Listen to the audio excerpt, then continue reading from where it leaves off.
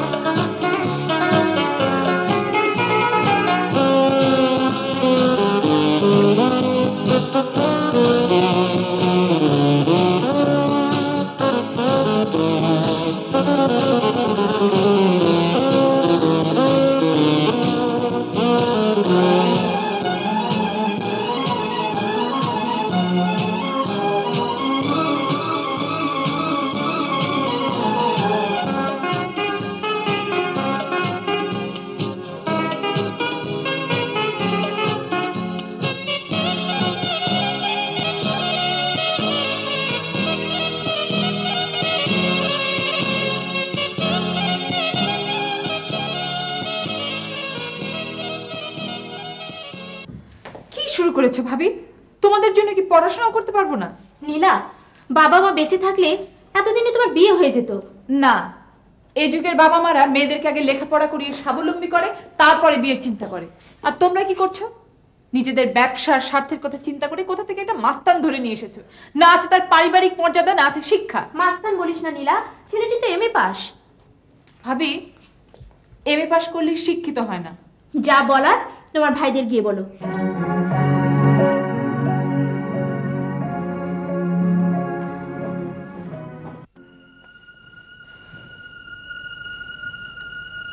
অসৎ ব্যবসায়ীরা কি জিনিস তা তোমাদের দু ভাইকে দেখে আমি বুঝেছি। বেয়াদব, যারা তোকে খাইয়ে পড়িয়ে এত বড় করেছে তাদের তুই সমালোচনা করছিস? আমি তোমাদের ছোট, কিন্তু বাবা মার টাকা তোমরা কিভাবে খরচ করছো সেটা জানার অধিকার কি আমার নেই? নীলা, ভাই হয়েছে বলে যেখানে সেখানে আমাকে বিয়ে দেবে? যেখানে সেখানে মানে কি?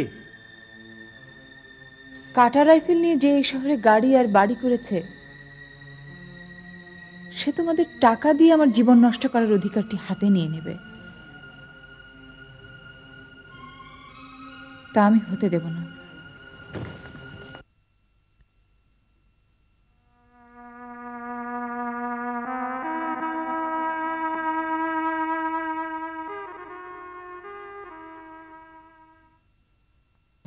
হ্যালো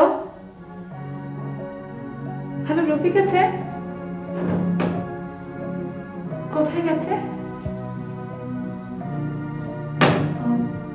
আচ্ছা, ও এলে বলবেন অত্যন্ত জরুরি কাজে নীলা টেলিফোন করেছিল।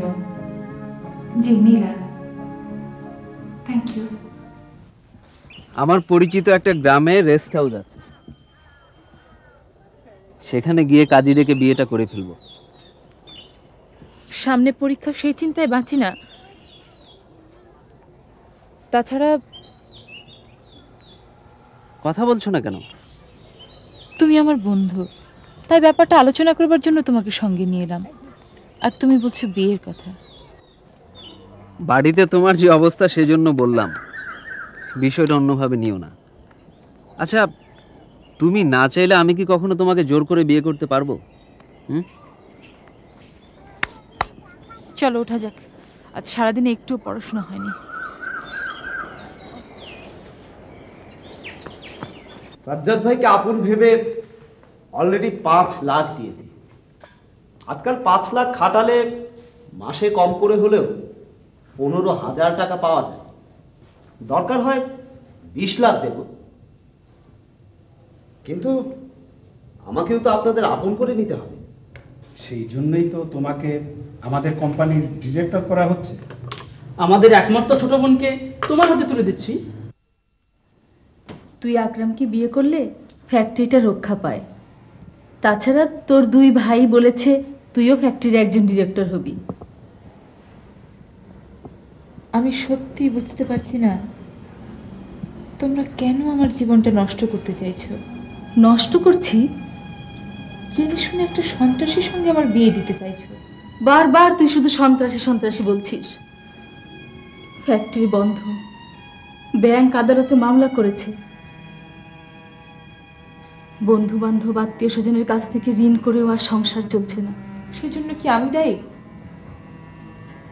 ভাইয়েরা ব্যাংক থেকে ঋণ নিয়ে সেটা শোধ করতে পারেনি, সেজন্য তোমরা আমার জীবনটা নষ্ট করবে কেন? আমি এসব পারবো না, তুমি যাও তো এখান থেকে ভাবি। তুই তোর ছোট ভাইকে তো জানিস, এ বিয়ে ভেঙে দিলে সে বাড়িতে তুলকালাম কাণ্ড ঘটাবে। ঘটাক না। নীলা যদি গায়ে হাত দেয়?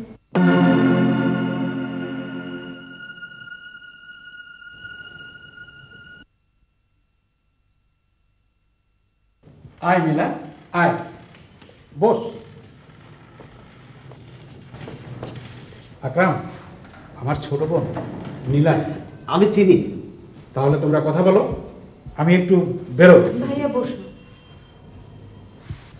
আমার কথা আছে। আমার খুব ইচ্ছে আমি লেখাপড়া শেষ করে গবেষণা করব। সামনে আমার পরীক্ষা, এ সময় আমার পক্ষে বিয়ে করা সম্ভব নয়।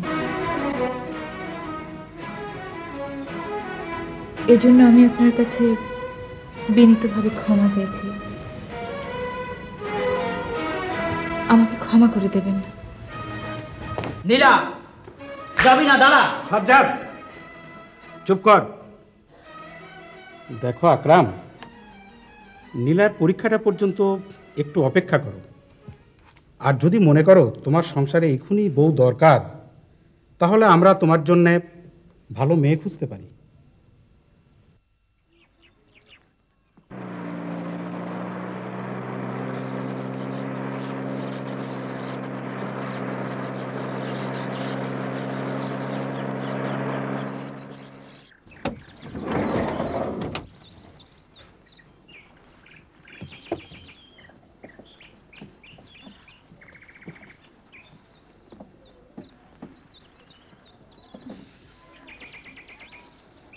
আমার হাতটা ধরো প্লিজ।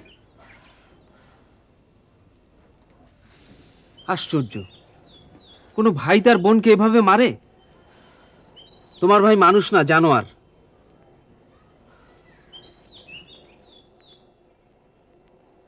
আসসালামু আলাইকুম।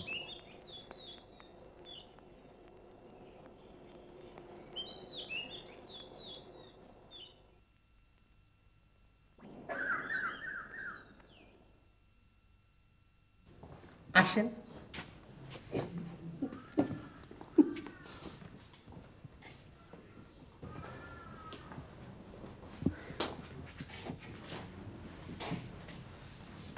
সাজ্জাদ ভাই তোমাকে এত করে মারলো আর তুমি বোকার মতো পালিয়ে এলে। তোমার উচিত ছিল পারিবারিক আদালতে কেস করা। তাহলে এভাবে পালিয়ে আসতে পারতাম না, জোর করে বিয়ে দিত। এখন তুমি বিয়ের ব্যবস্থা করো। তাহলে যাই, তোমার খাবার দাবার ওষুধপত্র নিয়ে আসি, তারপর বিয়ের কথা ভাবা যাবে। শোনো, আমার কাছে কিন্তু কোনো টাকা পয়সা নেই, মার দেওয়া গহনাগুলো শুধু নিয়ে এসেছি।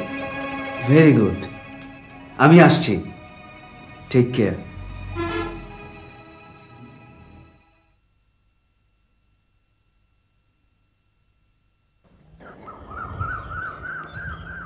ভাইজান,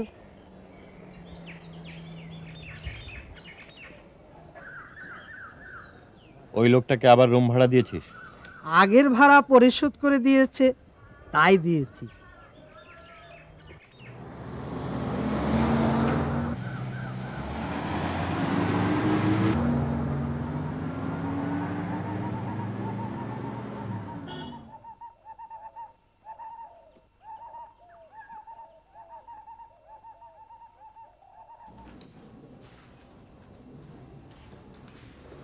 আসসালামু আলাইকুম।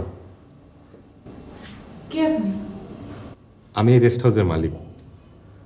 আপনার সঙ্গে একটু কথা বলতে পারি? কি কথা? গায়ে পড়েই বলতে হচ্ছে। মানে? আপনার ভালোর জন্যই বলছি। এই রফিক সাহেব এর আগেও বিয়ের কথা বলে মেয়েদের এখানে নিয়ে এসেছেন, তারপর তাদের টাকা পয়সা গয়নাগাটি নিয়ে কেটে পড়েছেন। বাধ্য হয়েই কথাগুলো বলতে হলো। অন্যায় করে থাকলে ক্ষমা করে দেবেন।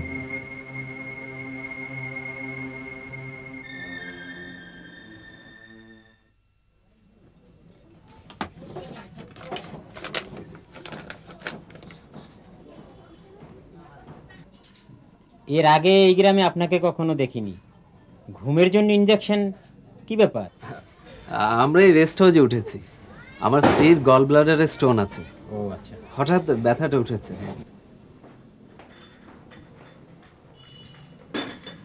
শোনো,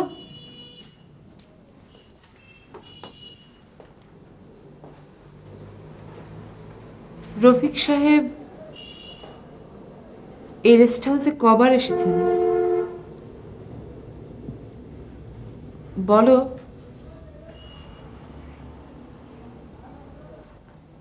একা এসেছিল? কি হলো, কথা বলছো না কেন? তুমি আমাকে বিশ্বাস করতে পারো, আমি ওকে কিছুই বলবো না, বরং তোমাকে খুশি করে দেব। একা এসেছিল? না, সঙ্গে কে ছিল? মেয়েরা।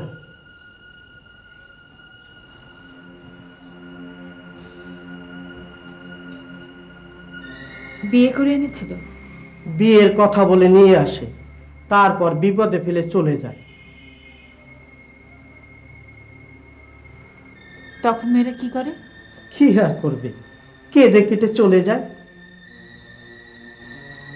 তোমার সাহেব এসব জেনে ওর কাছে ঘর ভাড়া দিচ্ছেন কেন?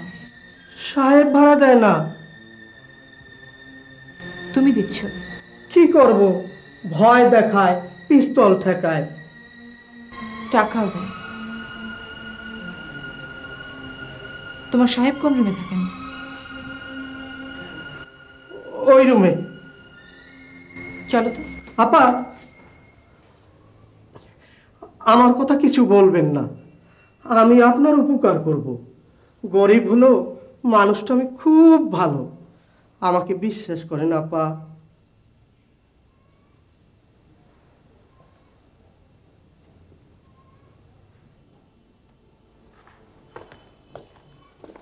এই রুমেই থাকেন। কোথায় গেছেন? এখান থেকে কয়েক মাইল দূরে একটা নদী, তার মাঝে চর, সেখানে। কখন আসবেন? তার কোনো ঠিক নেই।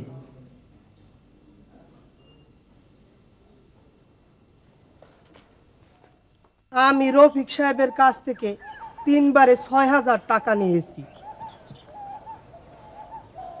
এখন আমার কাছে 5,000 টাকার বেশি নেই। এই টাকাটা আমি আপনাকে দিতে চাই, কোনো ভালো কাজে দিয়ে দেবেন। আমাকে দেবে কেন? তোমার সাহেবকে দিও। আমার সাহেব খুব ভালো লোক, আমার এই পাপ কাজের কথা শুনলে আমার চাকরি থাকবে না।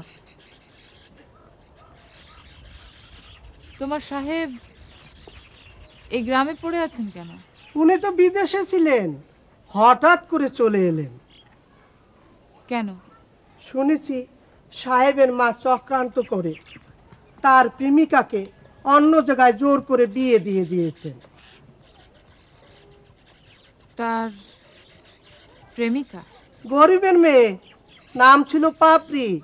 সাহেব তো গান গায়, পাপড়িও গান গাইতেন। তারপর?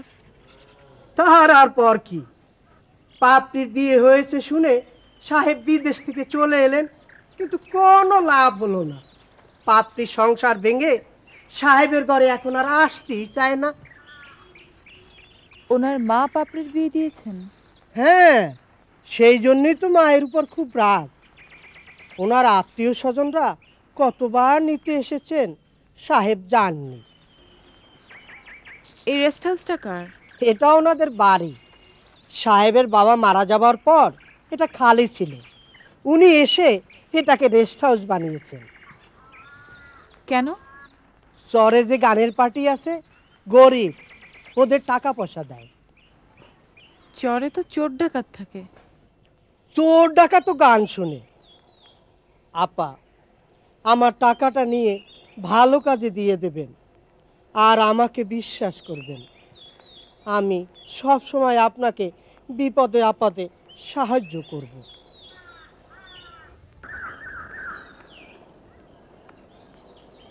আপা, টাকাটা নেন। নেন না আপা, একটা ভালো কাজে লাগিয়ে দেবেন।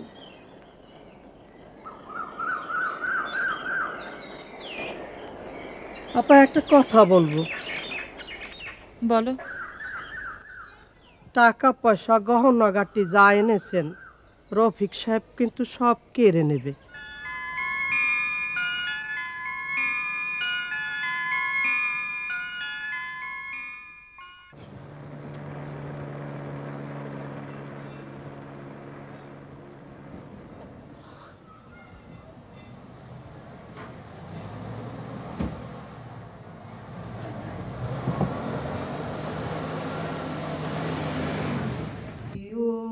বন্ধু কাজল মোরারি কোন দিন আসিবেন বন্ধু। হাতেম,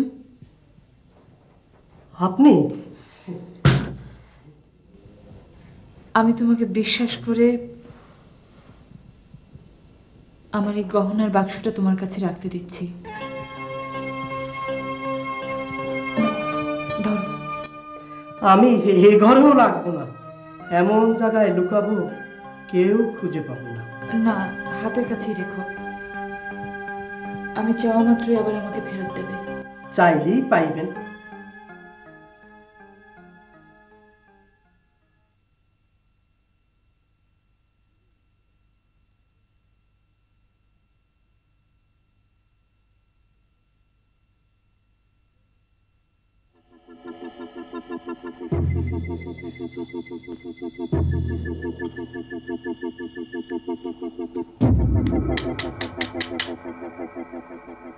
বারবার টাকাগুলো রফিক মিয়া খেয়েছে, আর আমি গাদার মতো তাকাইয়া দেখেছি। এইবার বুদ্ধির জোরে ৫,০০০ টাকা খরচ কইরা লাখ টাকার গহনা। গহনার বাক্সটা দাও। এই গ্রামে গহনা কার কাছে বিক্রি করবে? কাছের এখানে দোকান আছে, তাদের সঙ্গে কথা বলে এখানে নিয়ে এসো। এক হাতে গহনা দেবে, আর এক হাতে টাকা নেবে। যাও, তাদের সঙ্গে কথা বলে এসো। লেনদেন যা করার এই রেস্ট হাউসেই করো। যদি ওরা আসতে রাজি না হয়?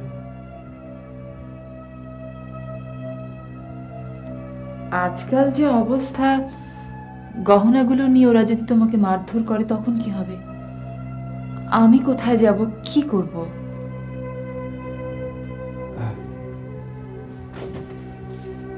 তাহলে যাই, কথা বলে আসি। চা খাবে না?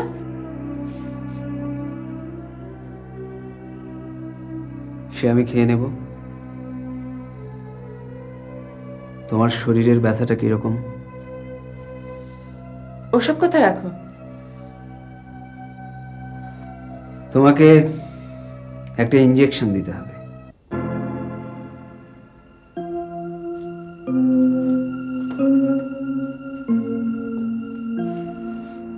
কখন দেবে? সে দেবক্ষণ।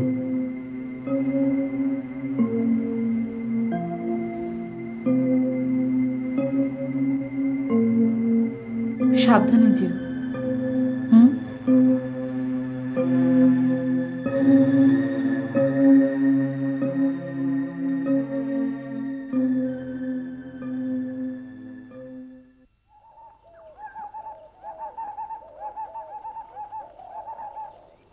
নে না পা, একেবারে তাজা ফল। খান। তোমার সাহেব এসেছেন? ওনার তো কোনো ঠিক ঠিকানা নেই, মাঝে মাঝে চরেই থেকে যান, ওখান থেকে আসেন না। আসবে না? তাহলে কি হবে? কিচ্ছু হবে না। কোথাও যাওয়ার পথ নেই আমার? সব ব্যবস্থা আমি করে দেব, কোনো চিন্তা করবেন না। নিন তরতাজা ফল খান। না, আমি খাবো না।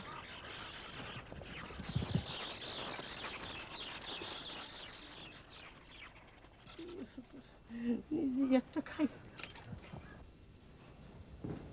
দাও, তোমার গহনাগুলো দাও, লোক ঠিক করে এসছি। লোক ঠিক করে এসেছো? নিয়ে আসনি? কি ব্যাপার, গহনার কথা বললেই তুমি নানা রকম অজুহাত তুলছো, দিচ্ছ না কেন? এত রাতে আমি তোমাকে গহনা নিয়ে যেতে দেব না। গহনাগুলো দাও।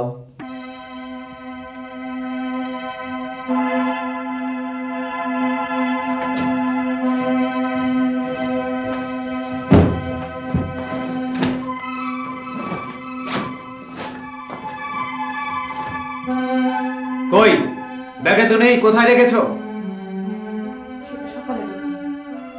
গহনা দেবে কি দেবে না তাই বলো। চাদর নিয়ে অন্য রুমে গিয়ে ঘুমাও, সকালে কথা হবে। অন্য রুমের ভাড়া দেবো কোথা থেকে? সে দেয়া যাবে, বিয়ে না হওয়া পর্যন্ত এভাবেই থাকতে হবে। এসব কি বলছো নীলা? ঠিকই বলছি। বেশ, তাহলে তোমাকে ইনজেকশনটা দিয়ে আমি চলে যাই।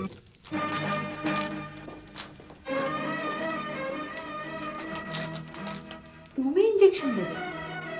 হ্যাঁ। ইনজেকশন আমি নেব না। আমি যা বলছি তুমি তার উল্টোটা করছো, এরকম করলে চলবে না। ইনজেকশন তোমাকে নিতেই হবে। অসম্ভব, ইনজেকশন আমি নেব না।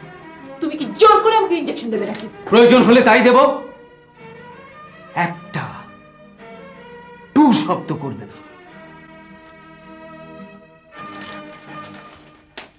এর আগে তুমি কয়েকটি মেয়েকে ভাওতা দিয়ে পার পেয়েছো, কিন্তু আমার সঙ্গে তুমি তা পারবে না।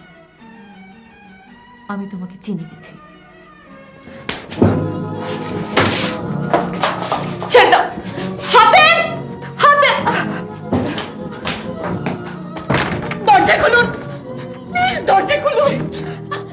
ছাড়ো ছাড়ো, আমি যাবো না। একটা টু শব্দ করবে না। আমি যাবো না, আমাকে ছেড়ে দাও। আমি সাহেব, আমি সাহেব, আমি সাহেব। এসব কি হচ্ছে? আমাদের স্বামী স্ত্রীর ব্যাপার, এর মধ্যে আপনি আসবেন না প্লিজ। মিথ্যা কথা, আমরা স্বামী স্ত্রী নই। ও একটা ভণ্ডর লম্পট। আমার রুম থেকে বেরিয়ে যেতে বলতে ও রেগে আগুন হয়ে গেল। আমি ভণ্ড, আমি লম্পট? এসব কি বলছো তুমি? ও আসলে মানসিক চাপে প্রলাপ বকছে। এই দেখুন, আমাকে অজ্ঞান করবার জন্য ইনজেকশন দিতে চাইছিল।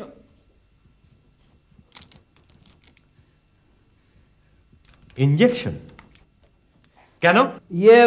মানে চুপ করো।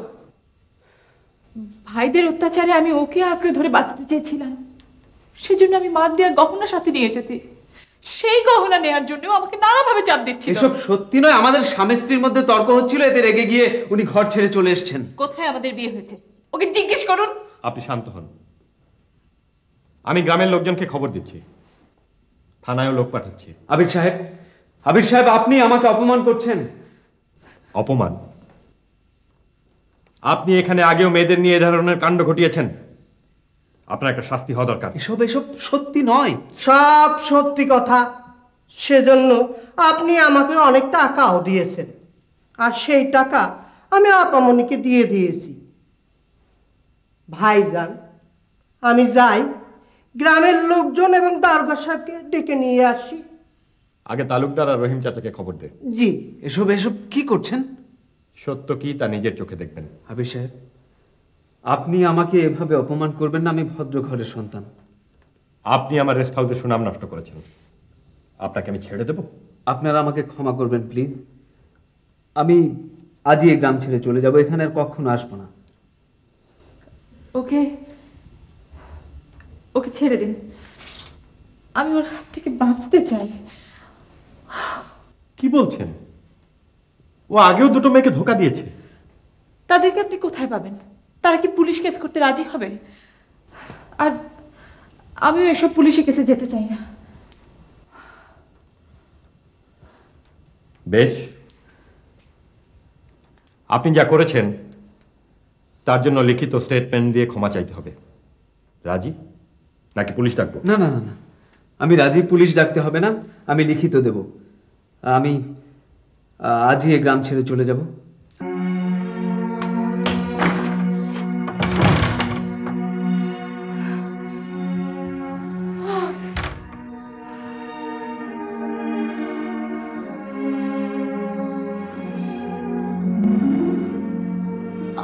আমি এখন কোথায় যাব?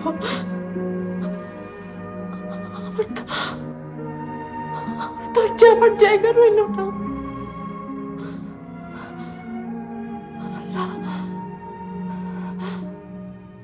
এর যে তুমি আমাকে মেরে ফেলো।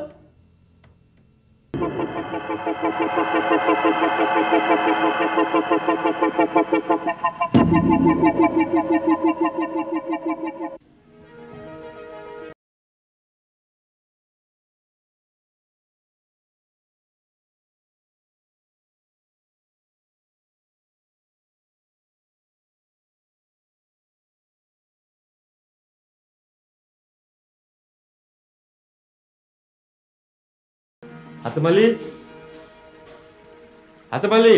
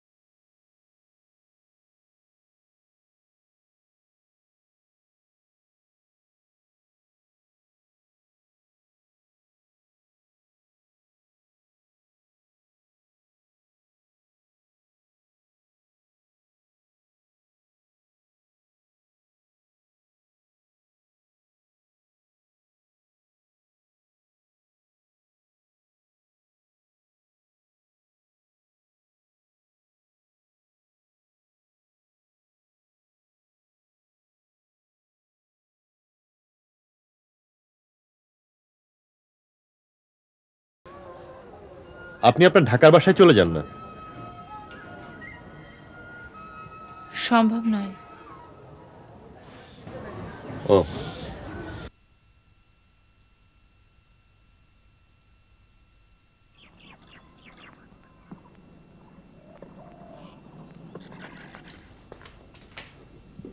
নেন আপা খান, মা আপনার জন্য ডিমও বাচ্ছে।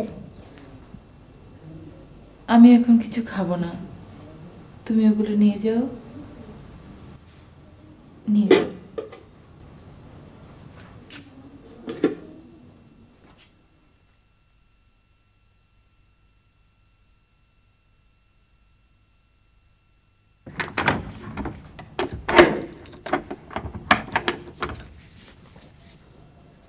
আমি একা থাকতে পারবো না, আমার ভয় করছে। এখানে কেউ আপনাকে বিরক্ত করবে না। এই নিন আপনার ওই লোকটার স্বীকারোক্তি। ও যদি আবার ফিরে আসে? ফিরে আসে? কি বলছেন? আপনি থাকবেন না, আমি একা শুনে আসতেই তো পারে। তাহলে কোথায় যাবেন? আপনি আপনি কোথায় যাচ্ছেন? আমার সঙ্গে যেতে চান?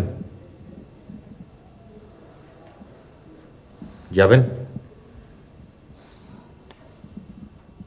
কোনো মানুষকে আমি এখন আর বিশ্বাস করতে পারছি না।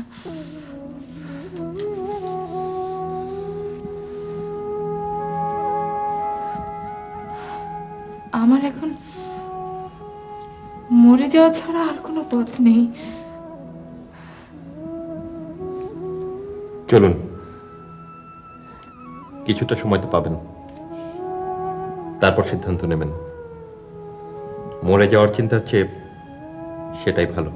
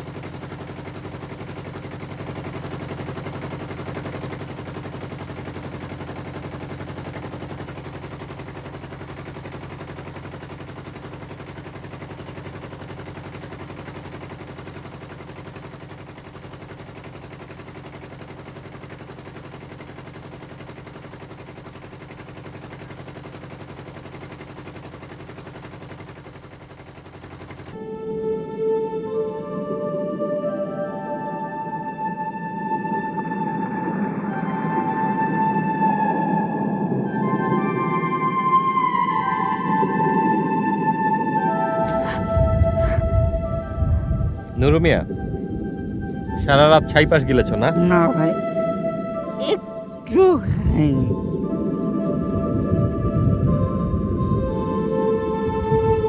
বিশ্বাস করেন ভাই, একটু খাইনি।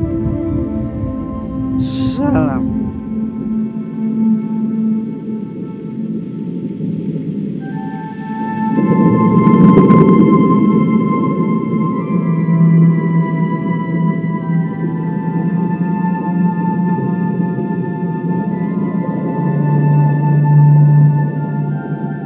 কদিন আগে ওর বউটা ঝড়ে পড়ে মারা গেছে। লোকটা আসলে ভালো।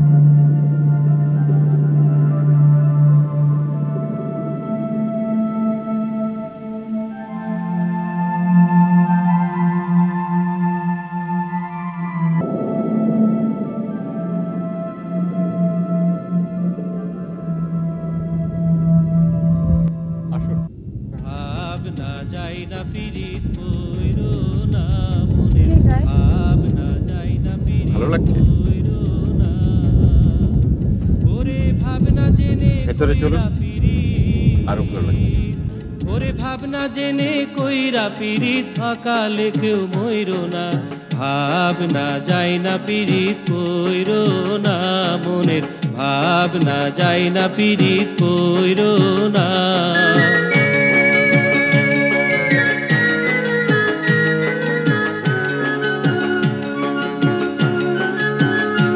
ওরে ভাবনা জেনে ভবের পরে যে জানা প্রীতি করে রে,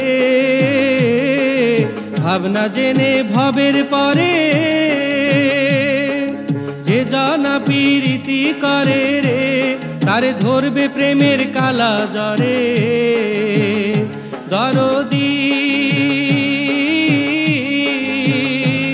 তারে ধরবে প্রেমের কালা জ্বরে।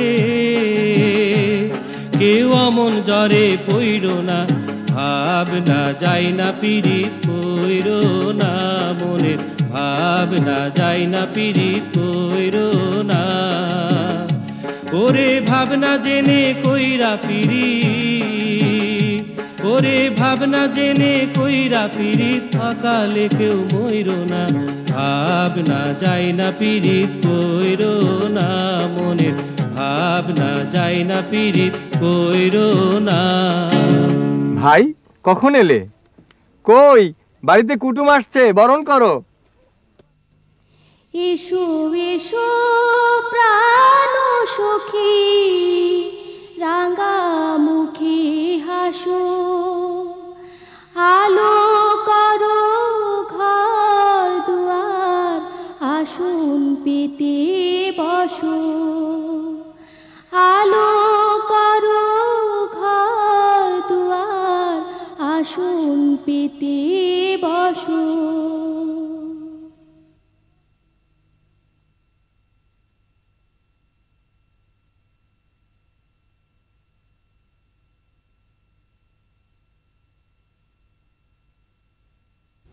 কি সুন্দর।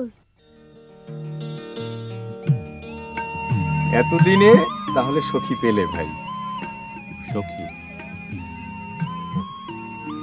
তোমরা যা ভাবছো তা নয়। নয় কেন ভাই? তোমাদের দুটিতে বেশ মানিয়েছে। কি কথা বলছো না কেন? ওই যে গাইছিলে, ভাবনা জেনে পীড়িত কইর না। গানটা খুব সুন্দর। চান্দু ভাই, তোমার গলা এত সুন্দর, তোমাকে কতবার বললাম ঢাকা চলো, ওখানে গেলে তোমার নাম ডাক কত কি হবে। না ভাই, হবে না। আমি ঢাকায় অনেক চেষ্টা করেছি, কিছুই করতে পারিনি।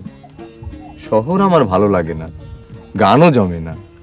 অথচ দেখো, এই নদী, খোলা মাঠ, ফসলের ক্ষেত, মাথার উপর বিশাল আকাশ, এর নিচে আমরা কটি মানুষ যখন গান গাই, কত আনন্দ লাগে। তুমিও সেই কত দূর থেকে আসো আমাদের গান শুনতে। শহরের কথা বলো না ভাই, চান্দু ভাই চলে গেলে আমাদের কি হবে?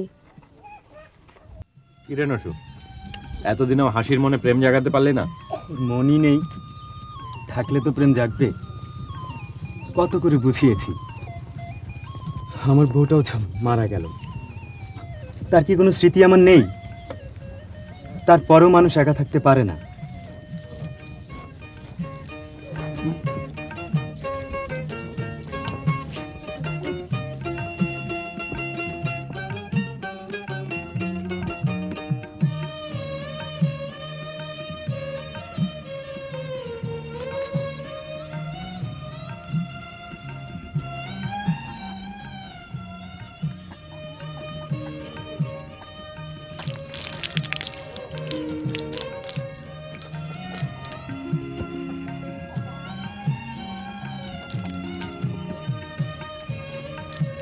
আবার কেমন লাগলো?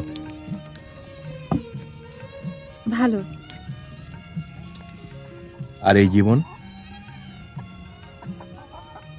আরো ভালো। কথাগুলো নিশ্চয়ই ভালো লাগেনি।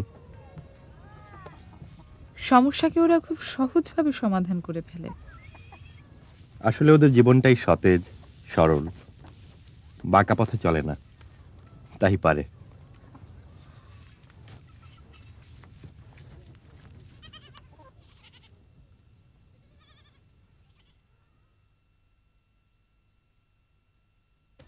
কে খেয়ে দিয়ে সবাই চুপচাপ হয়ে গেলে?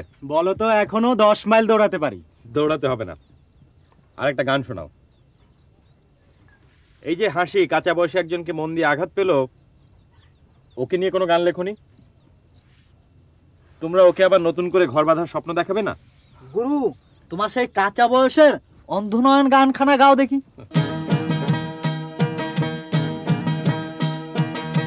কাঁচা বয়সের অন্ধনয়ন দেখে না তো পরিষ্কার, চোখে থাকে প্রেমের ঘোর, বিবেক বুদ্ধি অন্ধকার।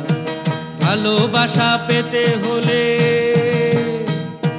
ভালোবাসা পেতে হলে মানুষ চেনা দরকার, মানুষ চেনা দরকার। কাঁচা বয়সের অন্ধনয়ন দেখে না তো পরিষ্কার, চোখে থাকে প্রেমের ঘোর, বিবেক বুদ্ধি অন্ধকার।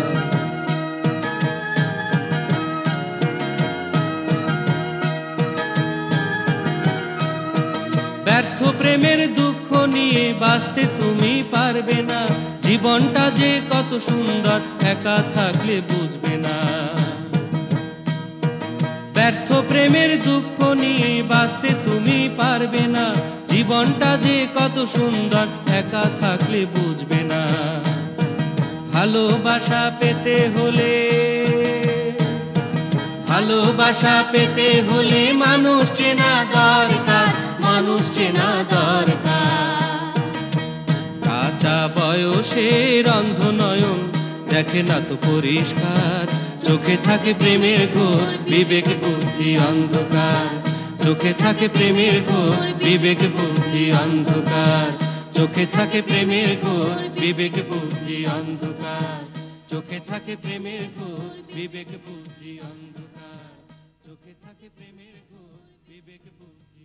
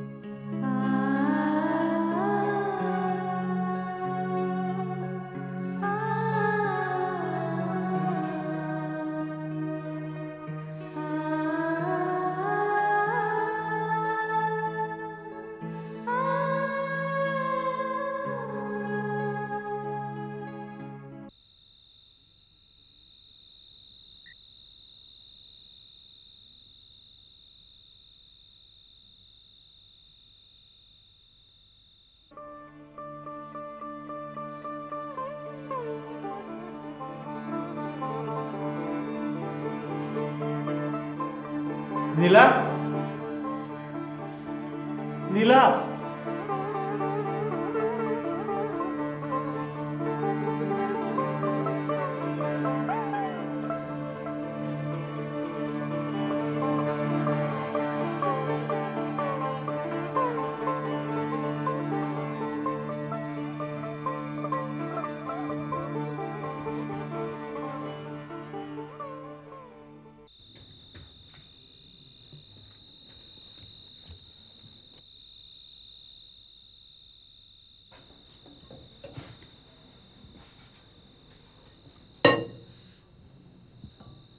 রান্না করলেন কি করে?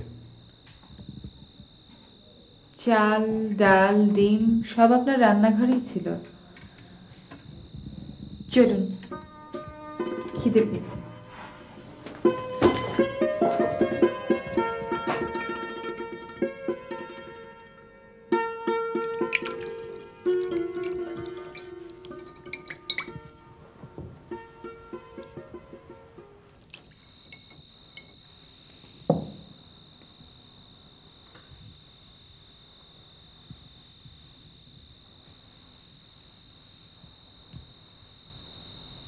চারিদিক কেমন নিস্তব্ধ হয়ে আছে। মনে হচ্ছে এই গ্রামে আমরা দুজন ছাড়া আর সবাই ঘুমিয়ে পড়েছে।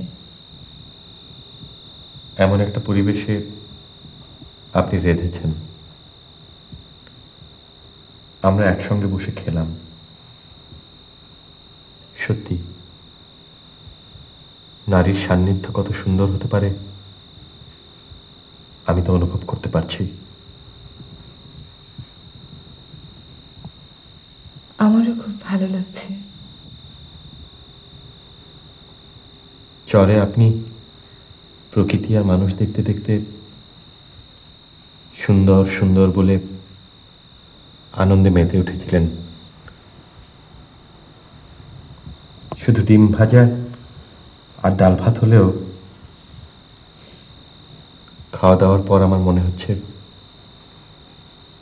সুন্দর সুন্দর, সত্যি মনোহর।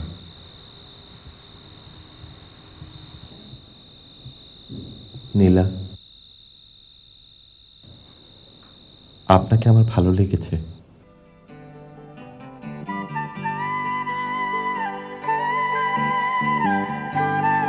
আমার মনে হয়েছিল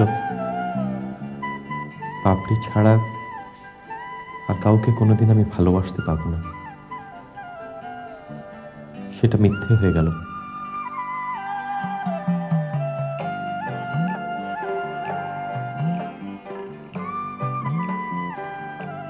অনেক রাত হয়ে গেছে, শুয়ে পড়ুন গিয়ে।